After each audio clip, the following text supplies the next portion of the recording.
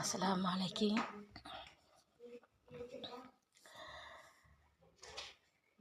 சில பேர் கஷ்டம்னா என்னன்னு தெரியாம வாழ்கிறாங்க. சில பேர் கஷ்டம்னா என்ன மாதிரி நான் வாழ்கிறேனுங்க.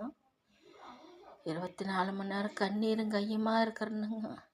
நான் பிறந்ததே வேஸ்ட்டுங்க. அல்லாஹ் என்னை படிக்காமல் இருந்தாலே பரவாயில்ல, அல்லாட்ட அதுவாக கேட்குறேன். அதுக்கப்புறங்க கால் மடங்கி ரொம்ப நடக்க முடியாமல் ஆயிடுச்சுங்க. என் மாமியார் தான் மோஷன் போனால் எடுத்து போடுறது, ஊரின் பிடிச்சி ஊற்றுறது, இப்படியே இருந்தாங்க. ஒரு குழம்பு ஊற்றி சாப்பாடு சாப்பிட்ணுன்னா ரொம்ப ஆசையாக இருந்துச்சுங்க. எதுவுமே கிடைக்கலைங்க. அப்படியே 1.5 வருஷம் படுத்த படுக்கையாக இருந்தனுங்க. பக்கத்தில் எங்கள் சித்தப்பா, சின்னம்மா வீடு, மாமா வீடு எல்லாருமே இருந்தாங்க. அந்த நேரத்தில் எங்கள் சித்தப்பா எங்கள் சின்னத்தா உடனே ஒரு தர்பூசணி பழம் வாங்கிட்டு 20 ரூபாய்க்கு வாங்கிட்டு, பாப்பா பழம் வாங்கிட்டு வந்திருக்குன்னு அவர் பொண்டாட்டிகிட்ட சொல்லிட்டு இருந்தார்.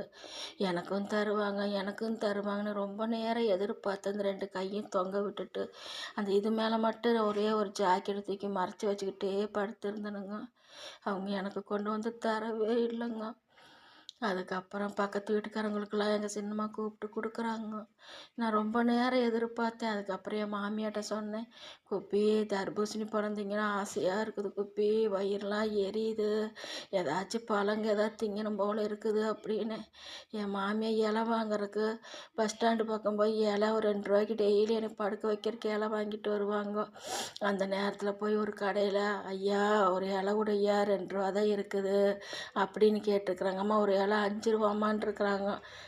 அப்புறம் இன்னொரு கடையில் போய் ஐயா அப்படின்னு கேட்கவும் அந்த அம்மா பிச்சை எடுக்குதுன்னு நினச்சிக்கிட்டு ஆளுக்கு 1 ரூபா 2 ரூபா கொடுத்துருக்குறாங்க. அதுலேயே மாமியார் தொடர்ந்து டெய்லி அப்படி வாங்க ஆரம்பிச்சிட்டாங்க. எனக்கு அது தெரியாதுங்க. அதில் 2 தர்பூசணி பழம் வாங்கிட்டு அந்த கேரி பேக்கில் மூடி போட்டு அவங்க கொடுக்கலங்க. கையில் கொடுத்தாங்க. 2 துண்டை வாங்கிட்டு, அப்போல்லாம் துண்டு 2 ரூபாங்க. அந்த 2 பீஸை வாங்கிட்டு கையில் பிடிச்சிட்டு வருதுங்க. கையெல்லாம் நெத்தம் அந்த அம்மாவுக்கு. அதோடு வாங்கிட்டு வேகமாக வந்து எனக்கு கொடுத்தாக்குங்க. அப்போ என் மாமியார் அப்படி அழுகிறாங்க, ஏம்மா இப்படி செஞ்ச, இன்றைக்கி 1 ரூபா கிடைக்காம அப்படிலாம் நம்ம இருக்கிறோமே, இப்படி படுத்துருக்குறியாம்மா, இந்தாம்மா அந்த பழத்தை நீ தின்னுமான்னு. அப்போ நான் என் மாமியாருக்கு ஒரு துண்டு கொடுத்தேன். இந்தாங்க நீங்கள் ஒன்று சாப்பிடு, எனக்கு வேண்டாம்மா நீயே சாப்பிடுவான்னாங்க.